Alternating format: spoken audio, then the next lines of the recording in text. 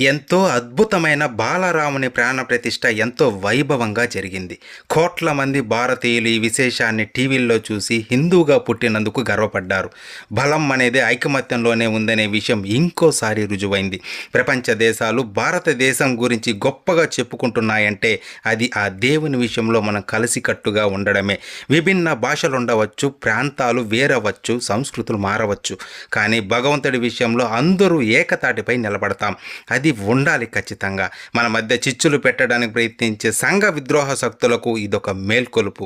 భిన్నత్వంలో ఏకత్వం అనేది. శ్రీరామ జన్మభూమిలో బాలరాముడు ఆడుకున్న, నిలిచిన, ఏలిన ప్రదేశంలో ఈరోజు శ్రీరామ విగ్రహ ప్రతిష్ఠ మన జాతికి గర్వకారణం.